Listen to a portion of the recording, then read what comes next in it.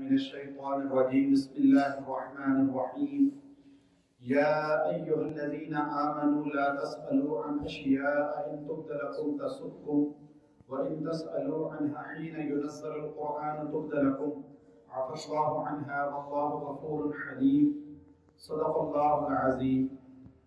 ساتویں پارے کی یہ آیت کریمہ جو آپ کے سامنے تلاوت ہوئی، اس کے اندر اللہ رب العزت نے امت مسلمہ کو ان سوالات سے منع کیا جن کا کوئی انسان کی زندگی میں فرض یا واجبات سے تعلق نہیں، کیونکہ بعض لوگوں کی عادت ہوتی ہے وہ سوالات زیادہ کرتے ہیں، ہر چیز میں سوال کرتے ہیں، ہر چیز کو پوچھتے ہیں، اور بعض اوقات ایسے مسائل پوچھتے ہیں جن کا ایمانیات سے اعمال سے کوئی تعلق نہیں، کیونکہ انسان سے قیامت کے دن وہ چیزیں پوچھی جائیں گی جو ایمانیات سے تعلق رکھتی ہیں۔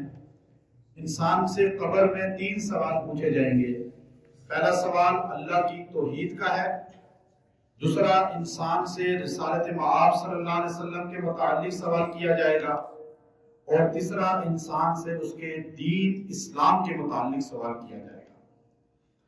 اب ہم نے اپنے لیے مشکلات خود کھڑی کرنی شروع کر دی۔ یہود نے اللہ رب العزت سے سوالات کی کثرت کی۔ اللہ نے ان سے کہا تھا کہ بھائی آپ ایک گائے لیں، اس کو ذبح کریں، اس ذبح کرنے پر آپ کو جو ہے وہ مردہ زندہ ہوگا، وہ آپ کو بتلائے گا قتل کس نے کیا۔ لیکن یہودیوں نے سوال آگے بڑھایا اور سوال کرنا شروع کر دیا، گائے کیسی ہونی چاہیے، رنگ کیسا ہونا چاہیے، عمر کیسی ہونی چاہیے۔ جتنا سوالات انہوں نے بڑھانے شروع کیے، اتنا اللہ تبارک و تعالیٰ نے ان پہ سختیاں کرنی شروع کر دی، اور اتنی سختی ہوئی کہ خود مبتلا ہو گئے ایک عذاب کے اندر، اور اتنی مہنگی جا کر وہ گائے خریدی۔ اللہ نے حضور اقدس صلی اللہ علیہ وسلم پر یہ آیات نازل فرمائی، امت مسلمہ کو حکم جاری کیا کہ تم زیادہ سوالات نہ کرو، زیادہ سوالات حضور سے آپ نہ پوچھو، کیونکہ تم سوال زیادہ کرو گے اللہ تعالیٰ حضور کی زبان اطہر سے جو جملہ نکلے گا، حضور ہاں کر دیں گے تو وہ کام قیامت تک دین کا حصہ بن جائے گا، وہ ہاں فرض ہو جائے گا۔ حضور نہ کر دیں گے تو وہ قیامت تک ممنوع ہو جائے گی چیز۔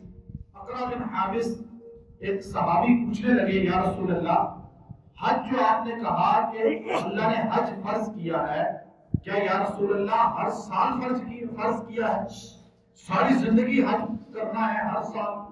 حضور خاموش رہے۔ پھر اس نے کہا، یا رسول اللہ کیا ہر سال؟ آپ خاموش رہے۔ جب تیسری بار اس نے سوال کیا تو آپ صلی اللہ علیہ وسلم نے فرمایا، اگر میں ہاں کر دیتا تو امت پر قیامت تک ہر مسلمان پہ ہر سال ہر حج فرض ہوتا جیسے نماز فرض ہے۔ تم مجھ سے وہ سوال نہ کرو جو میں تمہیں خود نہ بتاؤں۔ اللہ کا قرآن کی بن کے نازل نہ ہو گئے۔ اللہ نے یہاں یہ فرمایا، یا ایھا الذین آمنوا، اے ایمان والو، لا تسألوا عن اشیاء، تم مت سوال کرو ان باتوں کے متعلق ان تبد لکم، جو تم نے کھول کے بیان نہ کر دی جائے، تسؤکم، پھر تمہیں بری لگے، مشقت لگے اس میں تمہیں، پھر تمہیں بھاری محسوس ہو، یہ کیا ہو گیا، اب ہم پہ یہ فرض ہو گئی چیز، ہمیں تو یہ بہت مشکل لگ رہی ہے۔ تم نے سوالات بار بار کیوں کرنے ہیں؟ جب بار بار سوالات کرو گے تو پھر تم پہ وہ چیز بعض اوقات نفل چیز فرض بھی ہو سکتی ہے۔ تہجد کی نماز امت پہ نفل ہے، حضور پہ فرض تھی، اب اگر زیادہ سوالات کرتے تو اللہ وہ بھی فرض کر سکتا تھا۔ حج سال زندگی میں صاحب حیثیت پہ ایک فرض ہے، اگر بار بار سوالات کریں گے تو وہ بھی اللہ تعالیٰ ساری زندگی میں جب تک زندہ رہیں ہر سال فرض کر دیتا۔ اس لیے اللہ نے فرمایا کہ تم زیادہ سوالات نہ کرو، وَإِن تَسْأَلُوا عَنْهَا، تم سوال کر رہے ہو ان چیزوں کے متعلق حِينَ يُنَزَّلُ الْقُرْآنِ، کہ ابھی قرآن پورا اترا بھی نہیں ہے، یہ قرآن نازل ہو رہا ہے آسمان دنیا سے قلب محمد صلی اللہ علیہ وسلم پہ۔ اب تم سوال کرو گے، وہ فرض بن کے حکم بن کے نازل ہو جائے گا، اور پھر تمہارے لیے مشقت ہوگی، پھر عفا اللہ عنہا، اللہ نے تمہیں معاف کر دیا جو پہلے تم کر چکے ہو۔ وہ معافی ہوگی. واللہ غفور حلیم. قد سألها قوم من قبلكم، یاد رکھو تم سے پہلی قومیں بھی تباہ ہوئی ہیں ان سوالات کی وجہ سے. آج امت کے اندر ایسے سوالات کرنا، آج ہمارے معاشرے کے اندر آپ دیکھیے ان سوالات میں زندگیاں کما دی جاتی ہیں. انسان بحث و تکرار میں، لڑائی جھگڑوں میں، شک و غارت میں اور نفرتوں میں مبتلا ہو جاتا ہے کہ حضور نور تھے یا بشر تھے، حضور علیہ السلام کا سایہ تھا یا نہیں تھا، حضور علیہ السلام حاضر ناظر ہے یا نہیں ہے. حضور علیہ السلام کچھ کہتے ہیں حاضر ناظر ہے، کچھ کہتے ہیں نہیں ہے، کچھ کہتے ہیں نور ہے، کچھ کہتے ہیں بشر ہے، کچھ کہتے ہیں جی حضور علیہ السلام ہر جگہ موجود نہیں ہے، اللہ ہر جگہ موجود، کچھ کہتے ہیں کہ ہر جگہ موجود ہے، کچھ کہتے ہیں حضور قبر میں زندہ ہے دنیوی زندگی کی طرح، کچھ کہتے ہیں نہیں زندہ، برزخی زندگی ہے ان کی، حیات برزخی ہے ان کی. اب یہ وہ سوالات ہیں جن میں امت مسلمہ رفع یدین کرنا چاہیے، نہیں کرنا چاہیے، ہاتھ ناک کے نیچے باندھنے چاہیے، سینے پہ باندھنے چاہیے. یہ وہ سوالات ہیں جن میں بحث کرنا، تکرار کرنا، لڑائی جھگڑے کرنا، یہ سب فضولیات سے تعلق رکھتا ہے. اس لیے کہ قبر میں یہ نہیں پوچھا جائے گا کسی سے قبر میں کہ حضور علیہ السلام نور تھے یا بشر تھے. کوئی پوچھے گا قبر میں سوال؟ آپ کوئی کہہ سکتا ہے پوچھے گا حضور علیہ السلام قبر میں زندہ ہیں یا برزخی زندگی ہے یا دنیوی زندگی ہے؟ آج امت ان چیزوں میں پڑھ کے یہ ہے وہ فضولیات سوالات. اس لیے حدیث میں آتا ہے کہ من حسن الاسلام المرء ترکہ ما لا یعنی. انسان کے لیے بہترین اسلام وہ ہے آدمی کا، بہترین اسلام والا وہ آدمی ہے جو لا یعنی بیکار چیزوں کو چھوڑ دے. یہ بیکار چیزیں ہیں، نہ اس کا حشر میں سوال، نہ قبر میں سوال، نہ ایمانیات سے تعلق، نہ عقائد سے جو ہے اس کا اتنا قبر میں سوال. انسان قرآن کے مطابق اپنا عقیدہ بنائے، حدیث کے مطابق اپنا عقیدہ بنائے. قرآن میں جو اللہ کے نبی کی صفات ان کو اپنا لے، حدیث میں جو ہے صفات ان کو اپنا لے. بحث تکرار اس پہ زندگی صرف کرنا، لڑائی جھگڑے کرنا، یہ چیز صحیح نہیں ہے. یہ علماء کی باتیں ہیں، علماء آپس میں بحث کریں، عوام کی باتیں نہیں ہیں، یہ عوام سے تعلق نہیں رکھتی. اب دیکھیے اللہ نے فرمایا کہ قد سألها قوم من قبلكم، تم سے پہلے امتیں یہی کرتے نہیں، سوال کرتے نہیں. موسیٰ علیہ السلام کے پاس آ کے ایک سوال، دو سوال، تین سوال، 10 سوال، سوالات اتنے کیے کہ سوالات ان کے ختم ہی نہیں ہوتے تھے. لیکن ہونا یہ چاہیے تھا کہ جب موسیٰ یا دیگر انبیاء سے سوال کرتے تو مان لیتے کہ چلو جی معجزہ دیکھ لیا آپ سے ہوتا ہوا، لیکن مانے بھی نہیں. ثم اصبحوا بها کافرین، جب معجزہ دیکھ لیتے تو پھر بھی کافر ہی ہو جاتے. اللہ کو دیکھنا چاہتے ہیں، کہا جی ہم اللہ کو دیکھنا چاہتے ہیں. پھر کہا جی ہم یہ دیکھنا چاہتے ہیں کہ اللہ تعالیٰ بغیر کیسے کھیتی کے پالتا ہے، من و سلمہ نازل کیا. کہا جی کپڑوں کے بغیر اللہ ہمیں کپڑے بھی صاف سلے ہوئے آتے تھے. بچہ پیدا ہوتا تھا تو 40 سال تک اللہ نے کیسے صحرا میں ہر سوال کیا، لیکن معجزہ دیکھ کے بھی ایمان نہیں تھا. تو ثم اصبحوا بها کافرین ما جعل اللہ من بحیرہ. اللہ نے فرمایا اب ایک سوال لوگ کرتے ہیں کہ فقہا جو یہ مسئلے نکالتے ہیں تو کیا یہ لاجانی نہیں ہے؟ نہیں.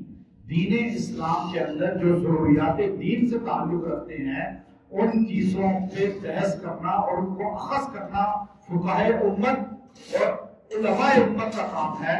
اور وہ جو لوگوں کی پریشانی کے حل کے لیے محنت کرتے ہیں، مسئلے نکالتے ہیں، اخذ کرتے ہیں، وہ دین کا حصہ ہے.